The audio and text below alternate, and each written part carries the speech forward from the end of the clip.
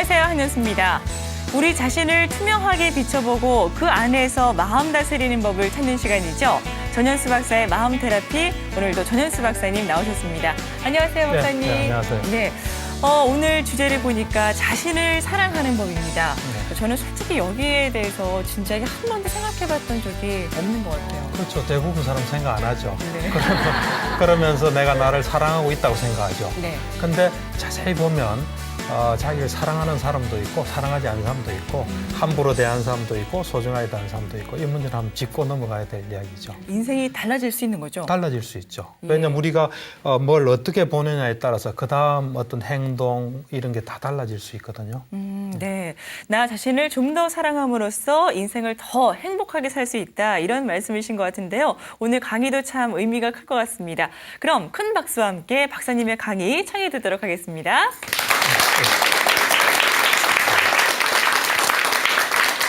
네. 오늘의 주제는 자기를 사랑하는 법입니다. 누구나 다 자기 사랑한다고 생각하죠. 근데 그렇지 않은 경우가 많아요. 제가 보면 자기한테 해대는 것만 계속 하는 사람이 있어요. 그리고 어떤 사람은 이건 내한테 도움되는데 하는데 결과적으로 보면 자기한테 손해되는 일을 하는 사람도 굉장히 많아요. 그러니까 우리가 진정으로 자기를 사랑할 때는 좀 지혜가 필요합니다. 예, 그래서 오늘 자기를 사랑하는 법, 뭐 뻔한 주제 같지만 이 중요한 이야기예요. 그래서 보면 왜 그러면 우리가 우리를 사랑해야 되느냐 하는 게 이제 굉장히 중요해요. 우리가 우리를 사랑해야 되는 이유가 우리에게도 도움이 되고 또 자기를 진정으로 사랑하는 사람은 남을 진정으로 사랑할 수 있어요. 근데 자기를 사랑하지 않은 사람은 남을 사랑하지 않아요. 함부로 해요. 자기를 함부로 하는 사람은 남도 함부로 해요. 왜냐하면 자기를 정말 진정으로 사랑하는 사람은 이 자기한테 진정으로 그러한 게 필요하다는 걸 알고 남을 또 볼 때 남도 그 사람한테는 가장 소중한 존재일 거 아니에요. 그 소중한 존재가 소중히 되어져야 된다는 걸 자기가 아는 거예요. 자기를 정말 사랑하는 사람은. 그래서 남도 사랑받아야 된다는 걸 알기 때문에 남을 함부로 안 해요. 근데 자기에 대해서 함부로 하는 사람은 남에 대해서 함부로 해요. 그래서 자기를 먼저 정말로 사랑하는 법을 먼저 하면 남들 사랑하게 돼요. 남들은 자기를 사랑해 준 사람을 좋아합니까? 자기를 별로 안 좋아하는 사람 사랑합니까? 그렇죠.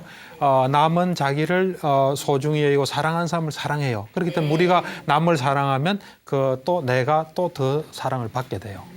그래서 선순환이 일어나죠. 보통 우리는 악순환이 일어나요. 자기를 위해서 하는데 자꾸 뭐 안 좋은 게 돌아오는 거죠. 네, 맞습니다. 정말 말씀 들어보니까 나를 사랑하는 사람만이 다른 사람도 사랑할 수 있을 것 같습니다. 그러면은 불교 경전에서도요, 박사님, 그런 말씀이 나와 있는 경전이 있습니까? 그렇죠. 사실 근데 불교적으로 좀 이야기하면 여러분들이 나라고 생각하는 나도 조금 더 본질적이고 엄밀하게 이야기하면 나는 아니에요. 나는 아니지만 소중한 존재예요, 사실은. 예, 불교적으로 이렇게 보면 나가 사실은 엄밀한 의미는 없어요. 왜 나가 없냐면 이것이 내 것이다, 나다 하면 내 마음대로 할 수 있어야 되잖아요. 그런데 본질적으로 자세히 보면 그런 게 없어요. 없기 때문에 엄밀한 의미로 나는 없는 거예요. 그렇지만 참 소중한 존재예요. 그러니까 어째 보면 나하고 가장 좀 나는 아니지만 내하고 가장 가까운 우리 보통은 이제 결혼하면 부부지간은 뭐 촌이 없다 그러잖아요. 그만큼 소중한데 그 부부 배우자보다도 조금 더 소중한 게 나예요.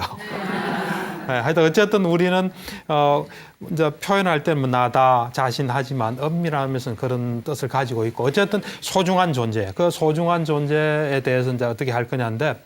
그 불교 경전 그 상유타 니카야라고 있습니다. 거기 보면은 말리카경이라고 있어요. 말리카는 그 당시에 그 왕비예요. 부처님 당시에 큰 나라가 두 나라 있었거든요. 코살라국하고 마가다국이라고 있었어요. 코살라국은 북쪽에 있어요. 지금 인도 북쪽이죠. 그쪽에 있는 큰 왕국의 그 왕비가 말리카 왕인데, 왕비인데 하루는 이제 그 왕궁에서 그 왕이 빠사나드라는 왕이에요. 그 유명한 왕인데 부처님하고 나이가 같아요. 나이가 같고 부처님하고 교류도 많이 하고 많이 찾아뵙고 했던 것인데 왕비 보고 물어보죠. 왕비 당신은 당신보다 더 소중한 사람이 있나? 그 말은 뭔지 모르겠어요. 나를 더 사랑하나 그걸 묻는 건지 안 그러면 그냥 그 본질적인 질문을 했는지 그건 모르겠어요. 그러니까 왕비가 하는 말이 왕비가 뭐라 대답했겠습니까? 난 당신을 더 사랑합니다. 그랬겠습니까? 그 왕비도 굉장히 현명한 왕비예요. 그랬어요. 나보다 더 사랑스러운 사람은 없다 그랬어요. 그러니까 왕이 그러면서 다시 질문했어요. 그러면 대왕께서는 대왕보다 더 사랑스러운 사람이 있습니까? 이러니까 대왕이 나도 나보다 더 사랑스러운 사람은 없다 그랬어요. 여러분들은 누가 가장 사랑스럽습니까? 자식. 근데 한번 자세히 보세요. 자식보다는 나를 더 사랑할 거예요. 그건 어쩔 수 없는 거예요. 나를 가장 사랑하고 내가 조금 확대된 게 자식이죠. 가족 이래 되겠죠. 그래서 엄밀하게 보면 나를 가장 사랑할 수밖에 없습니다. 그건 본질적인 거예요. 이제 그래서 두 사람이 그런 이야기를 나누어요. 그러고는 이제 부처님을 찾아가요. 부처님 찾아가서 그 있었던 이야기를 쭉 하죠. 왕비한테 내가 이런 질문을 하니까 왕비는 세상에서 나보다 더 사랑스러운 없다더라. 그러면서 왕비가 나한테 물어서 나도 그래 대답했다. 그러니까 이제 그 말씀 다 들으시고 부처님께서 이제 부처님께서 이제 시로서 답하는 경우가 많아요. 이제 그 개송이라 그러는데 개송으로서 이런 이야기를 해요. 우리 마음이 모든 것을 다 찾아서 봤을 때 나보다 더 사랑스러운 사람은 없다. 예. 그런데 그처럼 다른 사람에게서도 그 사람은 가장 소중한 사람이다. 그러니까 남을 해치지 마라. 그런 이야기를 해요. 예.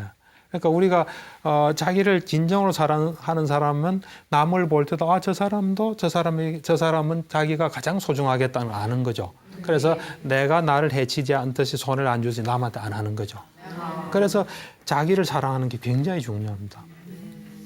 그래서 이제 경전에 이래 보면 또 그러면 정말로 자기를 사랑하는 사람은 자기한테 어떻게 하고 자기를 미워하는 사람은 자기한테 어떻게 하냐고 경에 나와 있어요.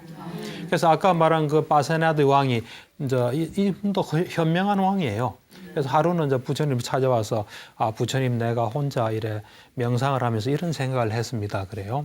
하면서 어떤 사람이 자기를 진정으로 사랑하는 사람인가? 또 어떤 사람이 자기를 미워하는 사람인가 하고 내가 생각해 봤다. 그래 생각을 해보니까 내가 그 어떤 생각으로나 또는 말로나 또는 행동으로 남에게 안 좋은 거를 남에게 안 좋은 뭐를 할 때 그 사람은 자기를 사랑하지 않는 사람이고 자기를 미워하는 사람이라는 생각이 들었다. 그래서 그 이유는 뭐냐 하면 이렇다.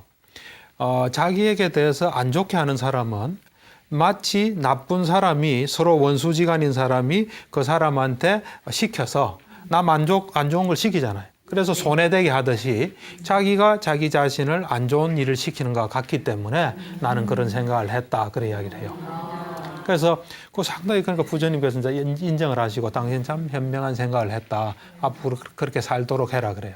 그러니까 진정으로 자기를 사랑하는 사람은 자기한테 해대는 걸 안 하는 사람이에요. 남한테 나쁜 말하고 나쁜 행동하고 나쁜 생각 가지고 하면 자기한테 안 좋겠죠. 그건 진정으로 자기를 사랑하는 사람이 아니에요. 여러분도 이제 진정으로 자기를 아낀다면 자기한테 손해보는 짓 하지 마세요. 네. 부처님께서도 나 자신보다 더 사랑스러운 건 없다 이렇게 말씀하셨는데 그렇죠. 그럼 만약에 그 자신을 사랑하지 않는 사람들은 네. 어떤 문제점이 생길 수 있을까요, 박사님? 그러니까 이제 우선은 자기를 사랑하지 않게 되면 자기를 함부로 하게 돼요. 함부로. 우리가 우리가 가진 뭐 볼펜이든지 무슨 물건을 소중히 하는 사람 그걸 잘 챙기고 잘 보호하잖아요. 근데 소중히 하는 사람 함부로 하잖아요. 또 배우자도 마찬가지 아니에요? 자기 부인 소중히 안 하는 사람은 대충 내버려 뒀다가 병 나거나 문제 생기겠죠. 그죠? 그렇듯이 자기를 소중히 하는 사람은 자기를 함부로 하게 돼요. 그리고 또 남이 자기한테 좀 이상하게 보는 그것도 별로 신경 안 써요. 정말 자기를 소중하게 하는 사람은 남한테 좀 나쁜 말하고 남한테 이상한 걸 해서 이상하게 보이는 거 싫잖아요. 근데 자기를 사랑 안 하면 이제 함부로 하게 되고 자기한테 손해되는 짓도 하고 또 정신 건강도 안 좋아지고 여러 가지로 안 좋아지죠. 네. 네. 나 자신을 사랑하지 않으면 함부로 대하게 된다라는 말씀 들어보니까 더 나 자신을 사랑하도록 노력을 해야 되겠다 이런 생각이 드는데요. 그럼 박사님, 네. 자신을 사랑하기 위해서는 어떤 식으로 저희가 노력을 할 수 있을까요? 그렇죠. 우선은 이제 자기를 사랑하려면 자기한테 손해되는 일은 안 해야 되겠죠.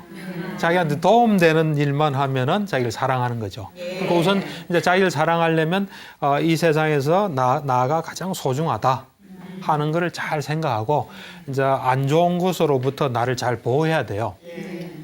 근데 이제 불교 경전에 보면 불교라는 것은 이제 목표하는 바가 상당히 높습니다. 열반을 추구하고 정말 편안하고 행복하게 사는 것을 추구하기 때문에 불교 경전에서는 사실 보통 사람들이 추구하는 걸 조심하라고 이야기를 많이 해요. 예를 들면 우리가 이익을 위해서 자기를 막 위하는 사람 있죠. 이익 보려고 막 살아가는 사람 있죠.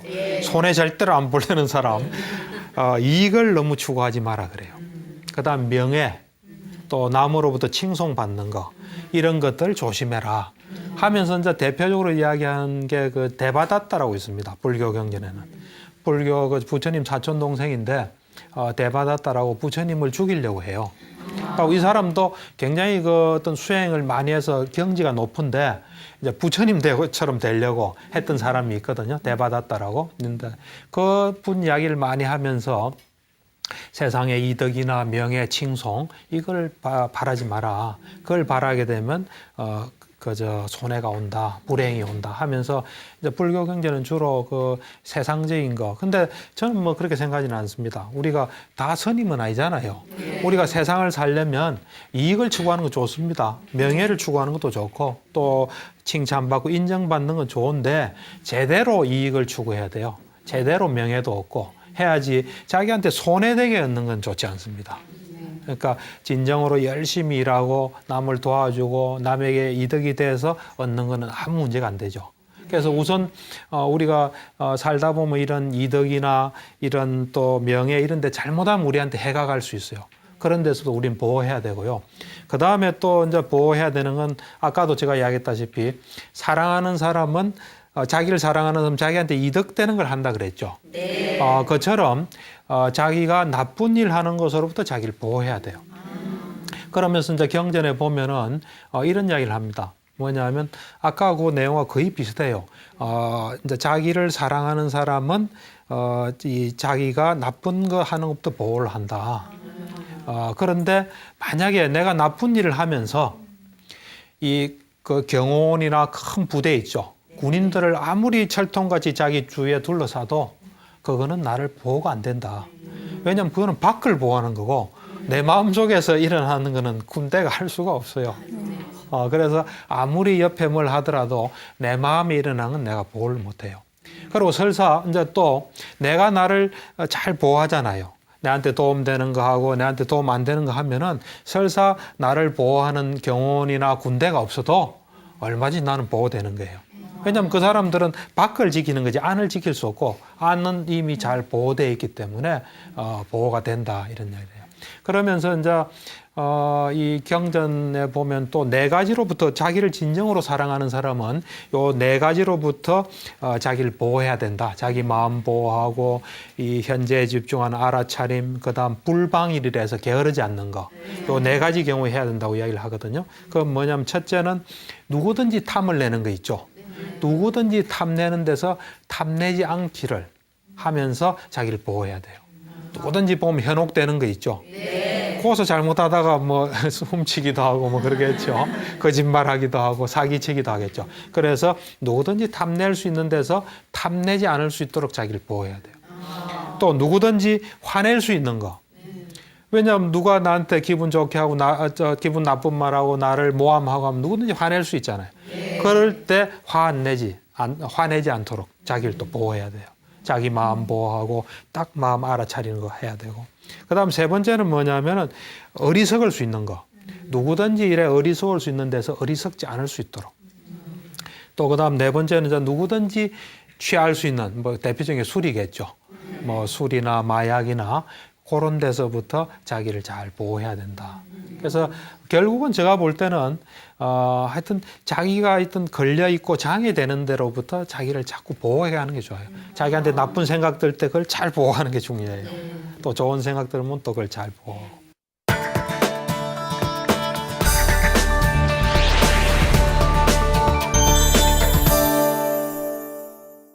근데 박사님 아무리 마음을 알뜰하게 챙기려고 해도요. 예, 예. 왜 주변에 보면은요. 뭐 재력, 학벌, 외모 뭐 여러 가지 이렇게 남하고 비교되는 기준이 있기 때문에 자꾸만 열등감에 빠질 수밖에 없게 되는 것 같아요. 그렇죠. 근데 이제 사실 우리가 열등감도 본질적으로 이래 보면 자기가 열등감 가지는 거예요. 누가 준 거 아니에요. 안 그렇습니까? 자기가 열등감 가진 거예요. 그리고 자기는 이게 없어서 참 안 좋다 하는데 다른 사람은 그거에 대해서 열등감 안 가진 사람도 있습니다. 안 그렇습니까? 어떤 사람은 키가 작아서 천추에 한이 맺혔고 어떻게 하면 키를 좀 늘릴까 뭐 수술도 생각하지만 어떤 사람들은 그거 개의치 않고 사는 사람도 있거든요. 안 그렇습니까? 그러니까 열등감은 남이 갖다 준 게 아닙니다. 자기가 언젠가 잡은 겁니다. 가지게 된 거예요. 그런 특성이 있고요. 두 번째는 보면 열등감을 이래 보면 대부분 좀 어렸을 때 형성된 경우가 많습니다. 어렸을 때. 보면 제가 이래 이제 정신과 의사로서 이래 가만히 보면 어렸을 때 어린 애들이 남하고 다를 때 보통 열등감이 생겨요. 그러니까 어린 아이는 사회를 전체적으로 보지를 못해요. 경험도 좁고 힘이 없기 때문에 뭔가 남하고 다르면은 그걸 감당이 좀 힘들어요. 그래서 그에 대해서 열등감을 느끼는 경우가 많아요. 그러니까 우리가 아이들을 키울 때 뭔가 남다른 뭘 한다. 그러면 아이의 마음에서 혹시 그에 대해서 부담이 있나 없나를 좀 봐야 돼요. 예를 들면 다른 애들은 이제 사립학교다. 사립학교 같으면 그 가방이 똑같잖아요. 근데 이제 어떤 아이는 전학을 갔어요. 전학을 가다 보니까 미처 가방을 준비를 못 했잖아요. 한 며칠간은 그냥 옛날 가방이나 뭐 다른 가방 들고 다닐 수 있잖아요. 그럴 때 아이가 열등감을 가질 수 있어요. 그게 굉장히 마음에 부담으로 올 수 있어요. 그러니까 아이 키우는 젊은 특히 이제 초등학교, 뭐 중학교까지는 또 유치원 이럴 때는 하여튼 남하고 다른 뭘 할 때는 아이가 혹시 힘들어하거나 부담이 있나 없나를 잘 봐야 돼요. 거기서 보통 열등감이 싹트기 쉽습니다. 그래서 그것에 대해서 굉장히 크게 생각하고 그런 점이 생길 수 있습니다. 그러니까 열등감은 어렸을 때, 좀 남하고 다를 때, 이제 그것도 남보다 좀 많이 못할 때, 안 좋은 거로 다를 때. 예를 들면 남들은 옷을 다 잘 입고 사는데 자기는 못 입는다든지 또는 남들은 다 평지에 사는데 자기는 저 꼭대 언덕에 산다든지 그렇다든지 그럴 때 열등감이 딱 생길 수 있어요. 그리고 열등감의 특징은 잘 한번 보세요. 그 생각을 오랫동안 많이 한 겁니다. 생각 많이 한 건 다 문제가 돼요. 열등감 가진 거, 괴로운 거 잘 보세요. 그 생각을 많이 한 거예요. 그러니까 오랫동안 그에 대해서 생각하고 말하자면 이 머리에 큰 집이 있는 거죠. 다른 사람 없는 방이 있는 거예요. 그 방에다가 계속 뭔가 쌓아 나온 거죠. 그래서 그런 특징이 있고요. 그리고 이제 보면 똑같이 우리가 이제 이래 그 교통사고 나서 이래 어떤 신체에 문제가 생긴다. 그래 되더라도 나이 들어서 생기면 별 문제가 안 돼요. 어렸을 때 생기면 달라져요, 이게. 그러니까 그런 특징이 있습니다. 그래서 이 열등감이라는 건 어째 보면 이제 다른 사람들은 그에 대해서 별로 신경 안 쓰고 그런데 자기만 심각하게 생각하는 거예요. 그 말은 그냥 떨쳐버리고 살면 또 괜찮은 게 열등감이에요, 사실은. 그래서 열등감이 우리가 없는 사람은 없을 거예요.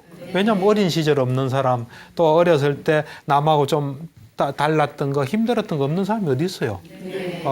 없는데, 그래서 이제 열등감은 누구나 있을 수 있는데, 그걸 이제는 이제 좀 새로운 눈으로 보는 게 좀 필요해요. 네. 정말 제가 아는 그 후배 중에 한 명도요. 그러니까 저희가 보기에는 분명히 예쁘고 귀엽게 생겼어요. 근데 자기는 얼굴 그 외모가 컴플렉스라고요. 회사에서도 그것 때문에 이제 좀 불이익을 당했고 인간관계 이런 부분에서도 좀 많이 주눅이 들어있고 이런 경우가 있더라고요. 근데 이쁘거든요. 열등감 깊습니다, 다. 왜냐면 오랫동안 해온 거기 때문에. 그리고 그거 중심으로 막 생각했기 때문에. 그리고 그것 중심으로 세상을 계속 봐왔기 때문에 여러분 한번 생각해 보십시오. 어떤 생각을 계속하면 그것이 영향이 와요. 제가 이 손이 무겁다 계속 한 며칠 생각해 봐요. 못 듭니다, 이거.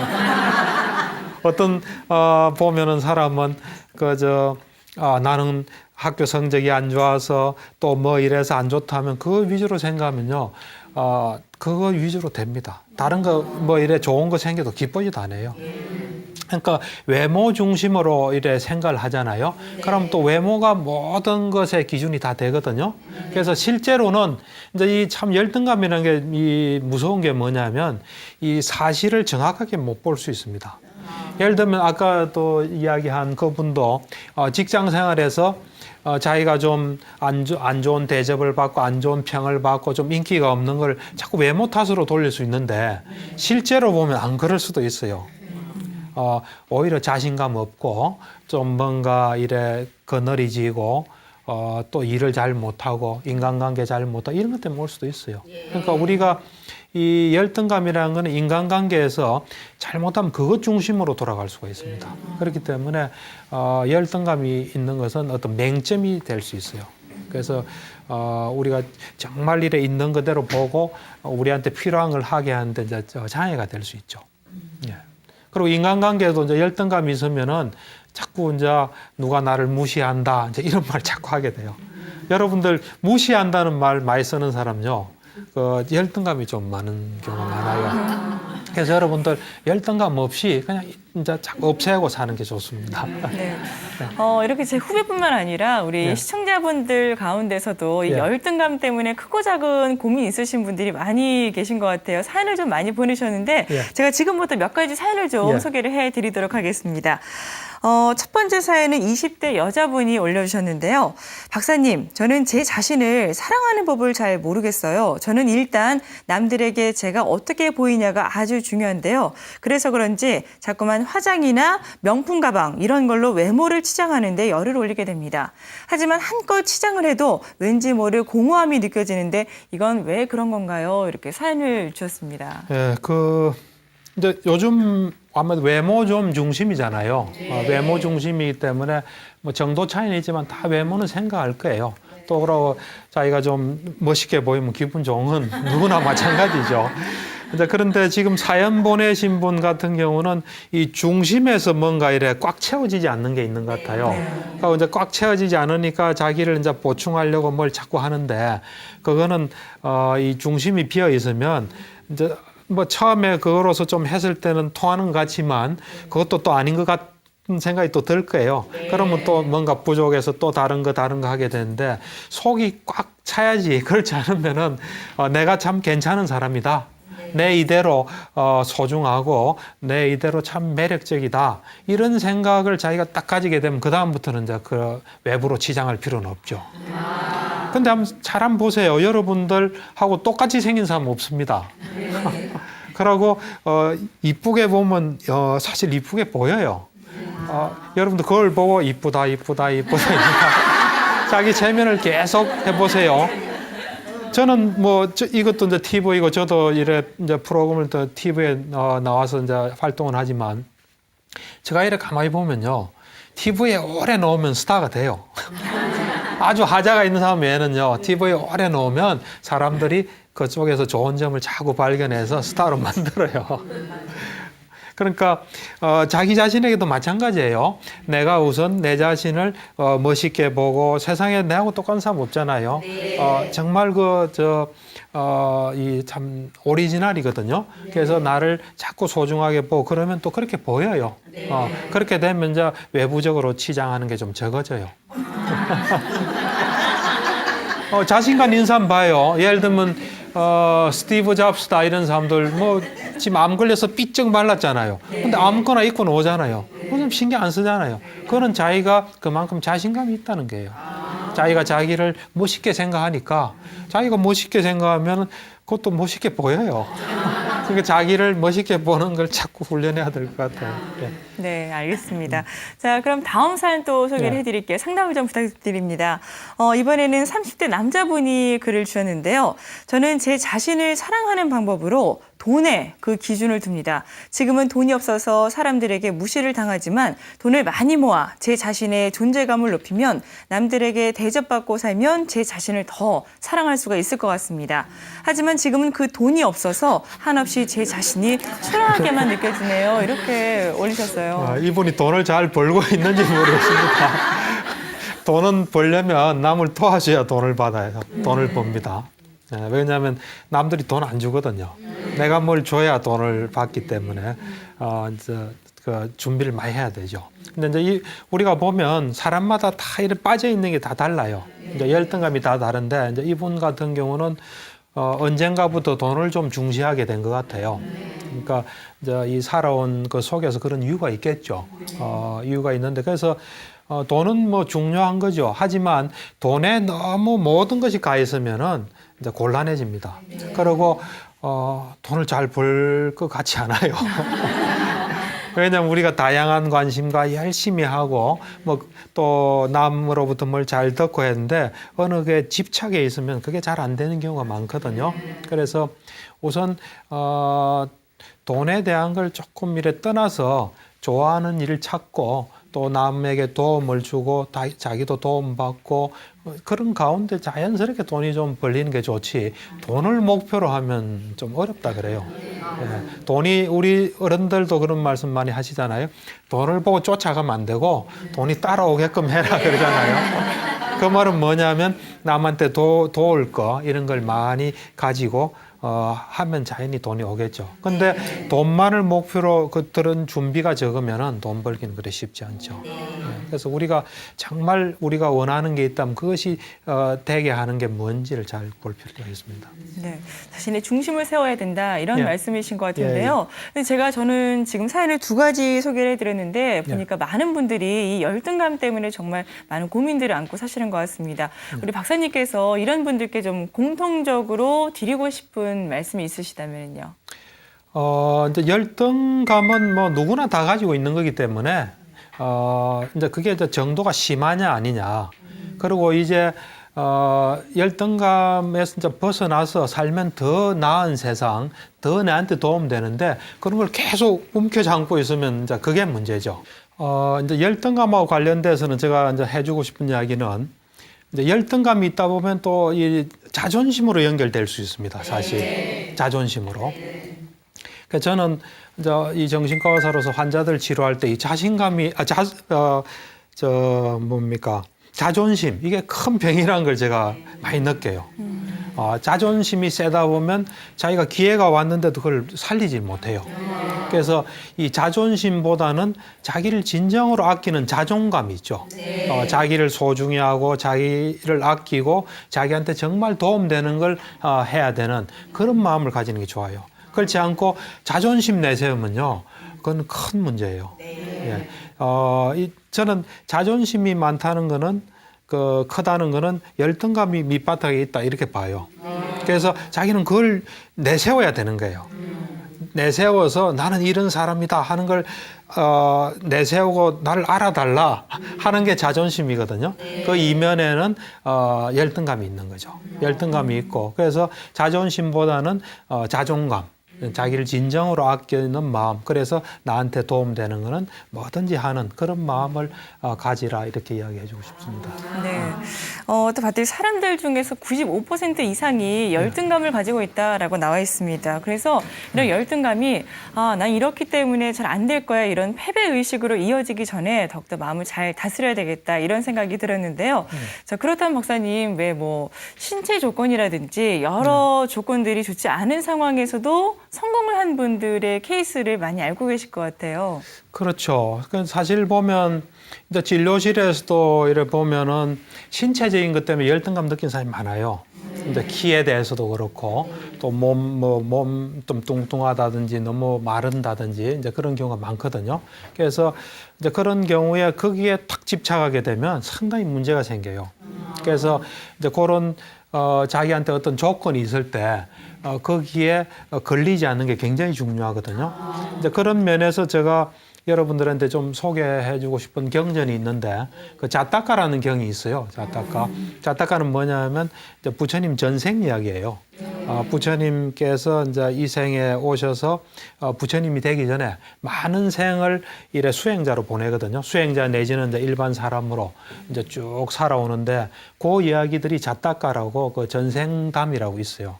거기 보면은 부처님께서 이제 여러 뭐 이런 사람이나 동물로 많이 태어났는데 그 중에 이 주제하고 좀 관련이 돼서 소개를 하면은 부처님께서 이 키도 굉장히 적고요. 꼽추로 태어났어요. 꼽추로. 예. 이제 키도 적고 이제 꼽추인 거죠.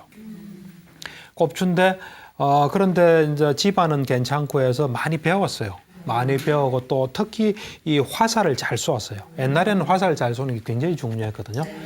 그래서 화살 잘 쏘았는데 이제 이분이 이제 가만히 생각해 보니까 자기가 아무리 화살을 잘 쏘고 기술이 좋아도 자기 이 볼품이 없으니까요. 이걸 누가 알아주겠나 이런 이제 생각한 거죠. 지금 같으면 좀 비관했을 수도 있잖아요. 세상을 원망하고 부모를 원망하고 비관할 수 있는데 이분은 굉장히 똑똑하더라고요. 어떻게 했겠습니까? 어떻게 했냐면은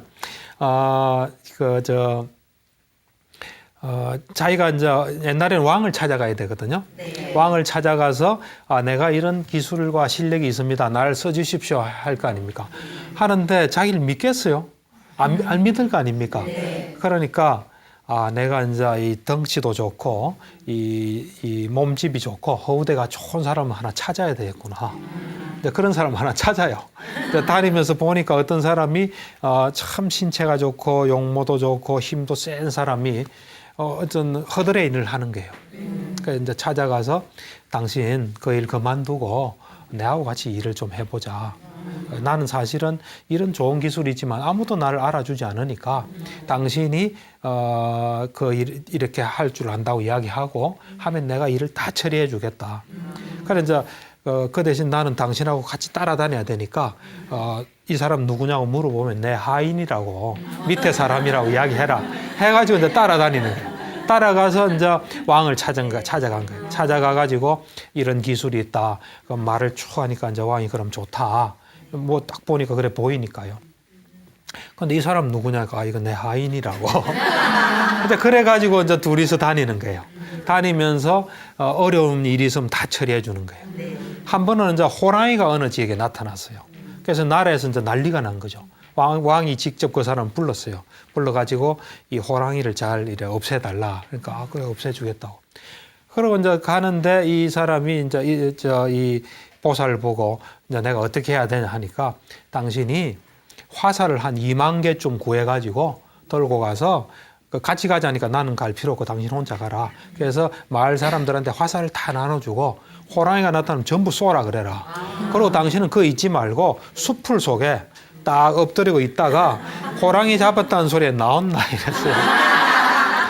이제 그래서 그 말대로 이제 그렇게 해서 간 거죠. 가가지고 다 나눠주고 호랑이가 다 쏘아라니까 한 2만 개를 쏘니까 죽을 수밖에 없죠. 그래 막 이제 잡았다 그러고 한데 그때 싹 노는 거예요. 나와서 하는 말이 이 호랑이를 누가 죽였느냐고 내가 지금 그 호랑이를 산채로 잡기 위해서 숲속에 들어가서 저 끈을 만들기 위해서 들어가 있는 사이에 그렇게 죽이면 어떻게 하냐고 이거 큰일 났다고 하니까 그 아이는 뭐 괜찮다고 당신이 잡은 걸 하라고 그래 이제 자기 잡은 걸 해가지고 가서 아무도 이제 겁이 나서 말 안 해가 그런 식으로 이제 문제를 해결한 거죠. 이제 그렇게 이제 해결을 하니까 이 사람이 이제 욕심이 생긴 거예요. 그러면서 이제 이 사람이 걸거치잖아요. 걸거치니까 아니 당신 내 하인에 불과한데 막 하면서 투덜투덜해요. 그러면서 이제 자기가 마치 그 일을 한 것처럼 그렇게 생각하는 거예요. 이제 그러다가 전쟁이 터졌어요. 전쟁이 이제 터지니까 왕이 당신밖에 믿을 사람이 없다 해서 콧길에 태워가지고 이제 나가는데 이제 이 보살이 뒤에 딱 앉죠. 근데 아무리 앉아도 이 사람이 덜덜덜 떠는 거죠. 떨어가지고 막 오줌도 싸고 그러는 거죠. 싸니까 이제 보살이 생각할 때, 자, 이제 내가 났을 때다. 해서 그 사람은 곡기에서 내려주고 집에 가서 모욕하라고 보내고, 보살이 나가서 열심히 해가지고 이겨요. 그러니까 왕이 이제 큰 벼슬을 주고, 그래서 그때는 드러내도 아무도 인정을 할 수밖에 없잖아요. 그 전쟁에서 이겼으니까요. 그렇게 자기의 신체적인 어려움이 있더라도 그걸 받아들이고 그걸 잘 활용하는 그걸 보고서 우리가 좀 안 좋은 게 있더라도 거기서 또 살 길이 있거든요. 그런데 거기서 나는 끝났다 생각하면 끝나는 거죠. 그래서 어떻게 우리가 마음 먹느냐에 따라서 좋은 환경에서도 못 살리는 사람이 있고 도저히 길이 없다 하는 데서도 좋은 길을 낼 수 있습니다. 그러니까 우리가 이게 지혜가 중요해요. 네. 또 각각 연예인 중에서 찾아보면은요, 노홍철 씨 같은 경우에는 말이 많고 굉장히 빠르잖아요. 그렇죠. 근데 그걸 계기로 스타가 됐습니다. 그리고 그렇죠. 또 현영 씨 같은 경우에도 목소리 때문에 고민이 많았던 것 같은데, 좀 얼마나 애교 있고 좋아요. 그렇죠. 근데 그분들의 특징이 보면 사실 처음에 이제 이름 이야기해도 되겠죠. 네. 노홍철 씨 같은 경우 나왔을 때 다 싫어했잖아요. 뭐 요즘 같으면 좀 뭐 또라이다 뭐 이런 말도 하고 그랬잖아요. 그렇지만 그 사람이 잘 보세요. 그렇게 보든 말든 자기 열심히 했잖아요. 그 현영 씨도 보면 앵앵앵 했지만은 거기 굴하지 않고 열심히 했잖아요. 그러다 보니까 사람들이 좋아하게 됐잖아요. 그 사람들이 다른 사람이 뭐라든 자기를 좋아했어요. 그 요즘 개그맨 중에서도 그 박명수 씨라고 있잖아요. 그분도 처음에 한 십몇 년 전에 나올 때 구박을 많이 받았거든요. 그렇지만 굴하지 않고 자기가 자꾸 노력하고 자기를 알리니까 지금은 이제 대스타가 됐잖아요. 그러니까 자기가 자기를 어떻게 보느냐 이게 굉장히 중요합니다. 예. 자기가 자기를 잘 하면 그것도 사람을 즐겁게 하는 훌륭한 특성이 될 수 있어요. 그리고 자기가 자기 자신을 가지잖아요. 그럼 좀 키 작은 사람도 커 보여요, 사실은.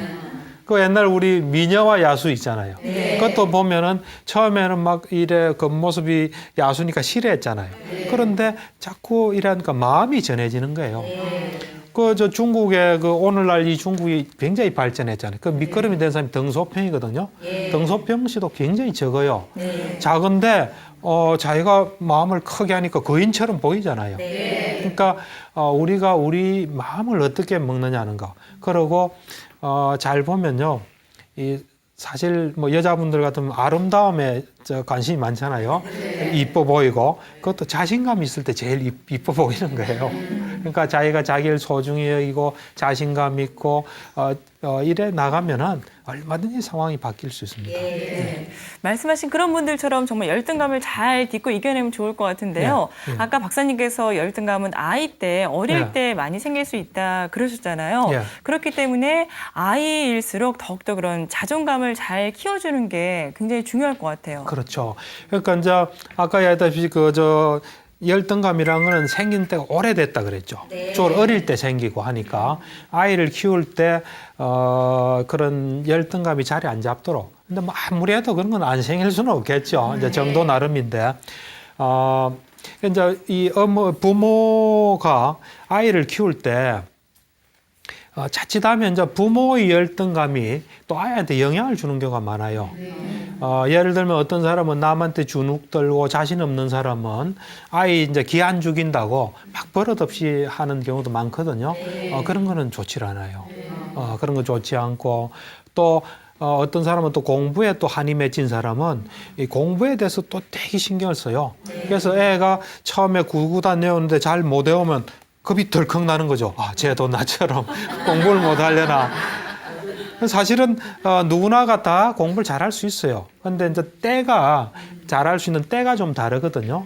이제 그럴 때 아이한테 자꾸 뭐 이상한 소리 하고 넌 누굴 닮아서 그러냐, 우리 뭐 예를 들면 김씨는 안 된다든지 막 그렇게 하면은 이제 애들이 문제가 생겨요. 그러니까 이제 아이들을 대할 때 누구든지 다 잘할 수 있는 그런 가능성이 있다.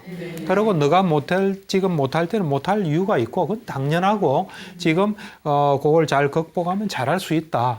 그래서 아이한테 단정적인 말을 하는 건 안 좋습니다. 또 아이가 뭘 이래 하다가 좀 어려워하면 지금 너한테 조금 때가 아닌 모양이다. 좀 쉬었다 하고 너 잘하는 거 좀 하자든지 해서 아이한테 단정하고 규정하는 말은 안 하는 게 좋아요. 그러고 이 비교하는 거. 또 그리고 아이가 뭘 좀 잘하잖아요. 그러면 그걸 칭찬해주고, 너가 하니까 그렇다, 잘할 수 있다 하고 언제든지 아이 속에 있는 가능성이 올라올 수 있도록 해야 돼요. 그러고 못했을 때는 너가 요게 잘 안 되는 모양인데 요걸 좀 해보자든지 해서 아이한테 그런 어떤 그 아이가 자기를 고정적으로 생각할 수 있는 나는 해도 안 되는 애다, 못하는 애다, 뭐 그런 것이 없게 한다면은 열등감은 자리를 잡기 어렵지 않을까 그런 생각을 합니다. 예. 네. 저는 평소에 아이한테 네가 이런 것도 할 수 있었구나, 대단하다 이런 말 같은 걸 좀 그런 많이 건 좋죠. 하거든요. 예, 그런 건 굉장히 좋은데 어떤 사람은 또 이제 부담 주는 사람이 있어요. 야, 너 잘한다. 그러고 그러면 다음에 또 내가 잘해야 되는데 못했을 때는 거기서 또 뭐 이상한 게 될 수 있어요. 그러니까 너가 뭐 지금은 또 잘하더라도 못할 때는 또 못하는 대로 괜찮고 해서 해야지. 이제 잘할 수 있게끔 이래 강요하기 위해서 하는 멘트는 또 좀 문제를 생기게 할 수 있습니다.